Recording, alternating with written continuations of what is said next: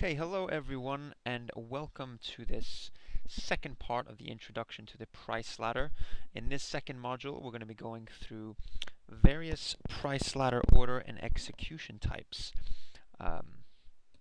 And in that, we're going to see just a few that I think are quite important. Obviously, there are a plethora of different order types you can put into the market. Some of these you'll be able to use on your Futex live trading platform, some you won't yet. But in any case, it's important to know them, to be aware of them, because they are taking place in the marketplace at all times and every single day. So if we just take a look, first and foremost, what we're going to be going through today is obviously, like we said, price ladder,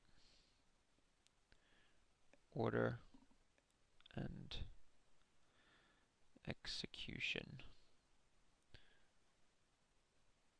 types. And the very first order I want to go through, and we'll kind of just roll through this in alphabetical order, is the best limit. Or you sometimes see it a BL. Now, the best limit is basically an order whereby if you click best limit, your order joins the best bid or offer without the requirement of a price being entered. So the order joins best bid slash offer without requirement of price being entered. That is your best limit order. Obviously, an order type, if the market, for example, I don't use this order type, but for example, if the market's quite volatile, you don't really want to be using a best limit order, but it's something possibly that algorithmic trading sort of systems might be using. Move over to the next type of order. We have the block order type. Now, a block, you don't necessarily see this interaction. You see it on the price. You see it on the price ladder. You see it sometimes on your, let's say, your delta footprint. But it's a high volume trade. So it's a high volume trade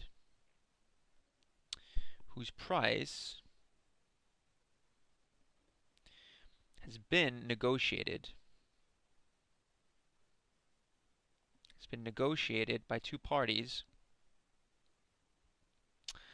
and that's outside of normal exchange traded methods.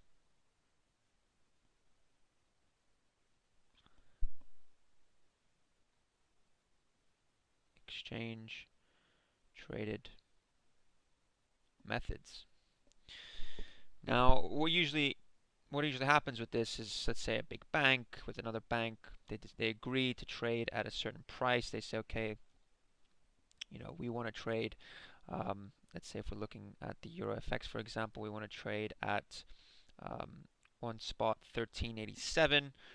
So when the price gets to that area, they'll block trade, and a trade of, let's say, 800 or 500 will go through the market, maybe even 2,000 lots go through the market. It's usually a very high volume trade, and it happens just in one block. It doesn't take place, in increments. There's no slicing of the orders or anything like that. Really, when these block orders go through, it's an agreed at one price, they agreed this much volume, and the whole volume goes through in one big block. So that's essentially why they call it a block. Likewise, if we take a look at a cross, again, it's a prearranged trade. So prearranged trade with either a party within the trading firm, or a specified party outside of the firm. So it's basically a prearranged trade. You cross the trade. it can be within the firm or it can be outside of the firm. So within or outside firm. Prearranged trade though, something obviously to keep in mind. Likewise, like the block trade, it's a prearranged trade. Then we have an interesting order type called the fill or kill. And put that in brackets, F-O-K, fork. Yeah. So the fill or kill is, let's say, an entire order either gets filled immediately or that order is immediately canceled. So basically, in essence, that's basically what the order type is. If an order gets put into the marketplace, let's just say someone puts in, 300 lots here at 113.81 at this price here, and he keeps it on there for, let's say, 2 to 3 seconds, or let's say he puts in a barrier of 3 seconds. If that's not filled within, that would have been filled now, but obviously if that hasn't been filled within 2 seconds or 3 seconds, whatever he puts that time variable as, if that's not filled immediately, it gets canceled and he gets pulled out of the market. Not something particularly any intraday traders tend to do. It's probably more an institutional, again, a more institutional type order type. If you don't get that price, then you don't want to get the whole order done. You don't want to get a partial fill. In the case that you get, let's say, a partial fill of 10 out of the 300 you've put there, and then it starts bidding up, it starts running away from you. It's either you get the whole lot or you don't want it at all. That's basically what the fill or kill does. So fill or kill, as we said, entire order fills or it's immediately canceled.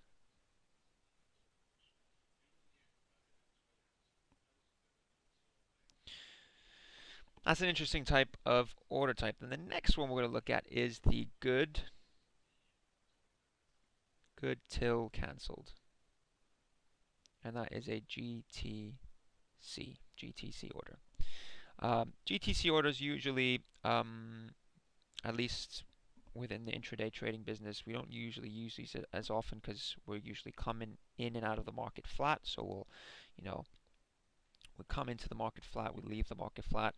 But the GTC orders is a good till cancel. Is the order works. So the order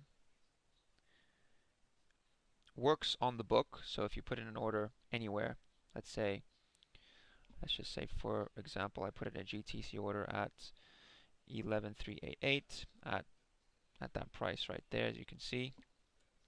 That order on a good till cancel will stay there either until it's filled, you cancel it, or the contract expires. So it's just basically there, the whole time while the contract's open. So it's either it works until filled, canceled, or contract expires. That's basically the good till cancel. Usually what you find with these orders, it's an order type that sort of longer term traders use. They want to get filled, they put in a limit order at a certain price that's away from market. They don't want it to get canceled overnight. They put it in there. Or if you got an overnight position, longer term traders, or if you have overnight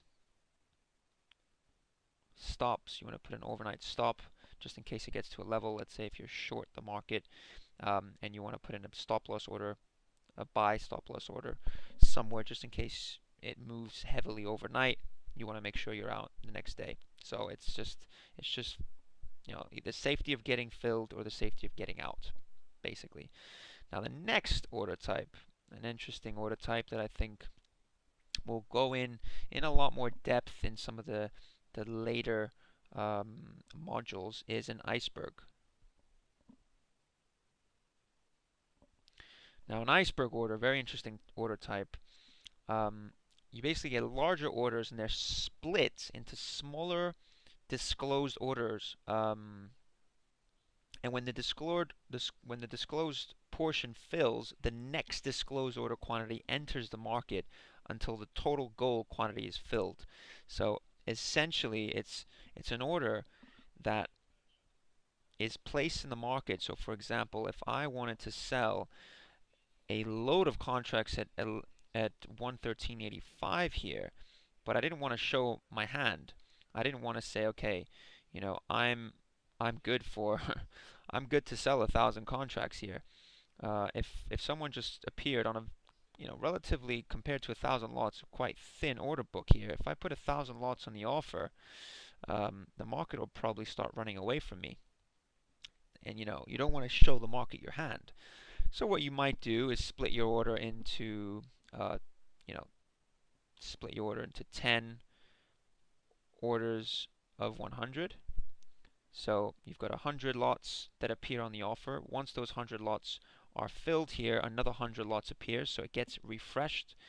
So what you see here is that the offer is refreshed, either refreshed or sometimes we call it reloads.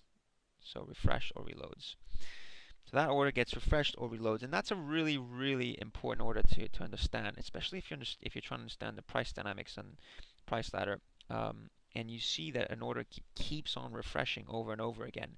There might be a bigger buyer or seller than what is actually being indicated on the book. So iceberg orders are essentially orders. Let's 1 second. Make sure we get this right. It's not just an order. It's a large orders that are split and refresh at price, as I just explained. Now, the next order type, quite an important, very simple order type, is the limit order. Now, I know this is quite long, and I don't want to bore you guys with all these order types, but it is really quite important to pay attention to these, because later on, when we start talking about certain price setups and certain price action dynamics, and we talk about these order types, I want you all to be very, very in tune with what I'm saying and not have to go back and review these or look online for them. I'm just going to give you all of them right now so you understand what they mean, and when we talk about them a little bit more quick, we don't have to make pit stops and explain these on the way. So a limit order is either a buy order basically specifying the maximum price you're willing to pay, or the sell order specifying the minimum sale price you are willing to accept. So a limit order is basically an order like we just put in before. Let's say I've got my five lot clip. I place in a limit order at 11381 or 11393. Let's say. These are limit orders. The market's going to have to move towards me to get filled. It's basically the maximum price I'm willing to pay for my longs and the minimum price I'm willing to pay or not pay except for my shorts. And that's basically what these limit orders actually depict. So I'll just cancel those for you guys here. Quickly right over here.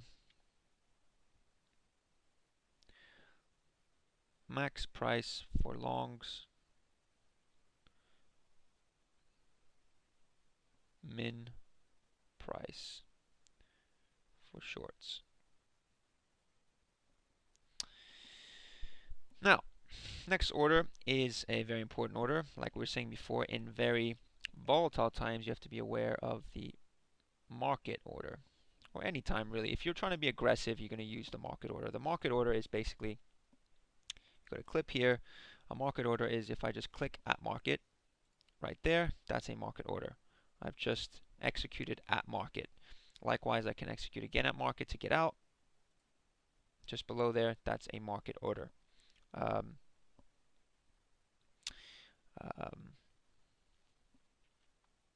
So basically the market order is an order that hits the best bid slash lifts best offer. It's basically a market order. Then we've got a very interesting order, something that a lot of the Futex traders look at every single day. So important to know. The market on close, or the MOC. MOCs, market on close orders. It's hugely important. Every day into the close, there's a lot of volume that comes into the market. And having said that, I mean, maybe it's just some sort of prearranged occurrence over the years where all market participants know that towards the end of the day, there's large volume coming into the market, and consequently, a lot of the institutions like to take care of their orders during that time because they know there's lots of volume. So they'll put MOC orders, and there's a lot of, like I said, a lot of volume, sometimes quite a bit of volatility into the close because of these orders. So, like we just said, these are market orders, not limits, they're market orders that are sent during the closing auction.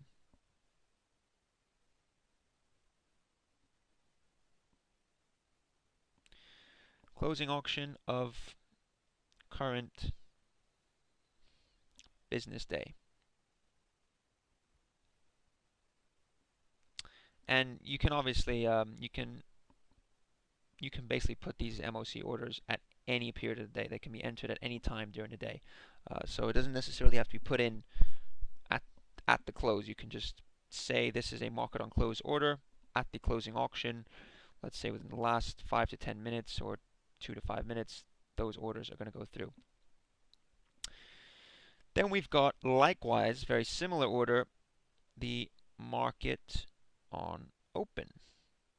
So the MOO. So the MOO orders, also quite important.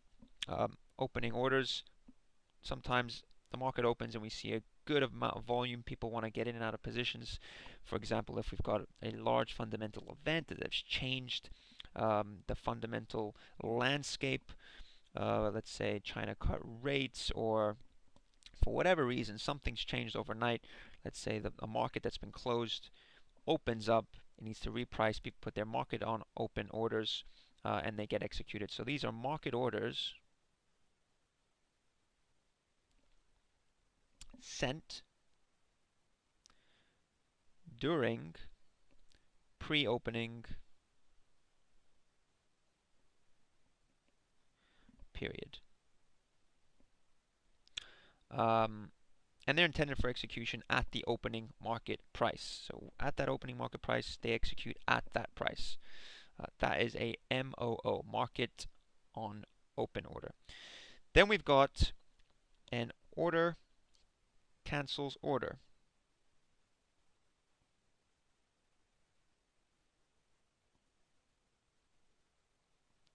I'll just put that bracket in here, OCO. Now the OCO are basically, they're two orders for the same quantity and contract at different price levels. When one of the orders executes, the other is cancelled. So let me give you an example. So for example, if I was long the market here, as you can see there, I want to get out at this price here at 11,400 the figure, and I'm going to put in a stop loss order, let's say 4 ticks below. So basically, if this was my setup, I was long, as you can see here, long here, wanted to get out of the trade here, and I either get out of the trade with a loss here, so this is my stop loss order, or my limit order here is where I'd like to get out of the trade for a profit. Now with an OCO, if I connect these two together, and we don't currently have this functionality yet on the Futex live trading platform, but it will come up very soon, and it's very simple to do. You just basically connect these such that um, if one of these gets hit, so if let's say my stop loss order gets hit, my limit gets cancelled, or if my limit gets hit, then my stop loss order gets canceled. So I usually use these orders if I'm in the market. I go out for lunch for a quick, 15-20 minutes to pick up some lunch, just in case something happens in the market and my either my stop gets hit. I don't just want to have an order in the market that leaves me vulnerable. If my stop gets hit, I don't want to leave myself vulnerable here. Or if my limit gets hit here, I don't want to be vulnerable with a stop in the market down here. I don't necessarily want to be short the market. I just want to get out and get flat. So those OCOs they do make a difference, and they do help if, let's say, you're leaving the office, for example. That's a very good example, I'd say, and where most people tend to use these order types. Let's just get out of the market there. Right. Let's just quickly put that in a little description. So 2 orders, same quantity / contract at different price levels. One executes, other cancels. Then we've got, just before the last one, we've got our stop limit. So basically that's an order that triggers when the market has reached or penetrated a specific price in the market. Now stop triggers are typically set worse than the current market, and once they're triggered, a limit order is entered in the market. So it's the difference. I'm just going to put down the next one because it's stop limit and stop market order. So the stop limit, when it reaches a certain area or price, when it basically reaches that specific price, a limit is entered into the market. So when specific price penetrated or reached,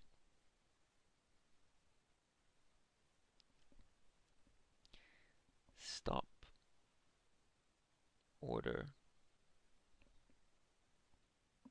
entered in the market. However, that is a limit order. The stop market is pretty much the same thing. That order gets triggered when the market has reached or penetrated a specific price, but once it's triggered, a market order is sent to the market. So this is exactly the same thing as above, except when it gets triggered, there is a market order, not limit. I think that's pretty self-explanatory. So that was a little bit of a longer video than we usually do. We've covered the majority, I think, of the order types that I wanted to cover. It's it's a little bit messy. Hopefully you did get the gist of what I wanted to go through. The most important thing is understanding what each one of them means, such that when we move forward, we can smoothly progress through it without, like I said, making any pit stops and kind of filling in any sort of gaps. So please, if you guys do have a minute, maybe go through this video again if you have time. Make sure you understand these concepts. We will be revisiting a lot of these order types as we trade on the price ladder and build our skill set in trading price action. Thank you, and stay tuned for your next video where I'll be going through order book and trading terms, well, basically lingos, trading lingo that's really quite important for a trading arsenal.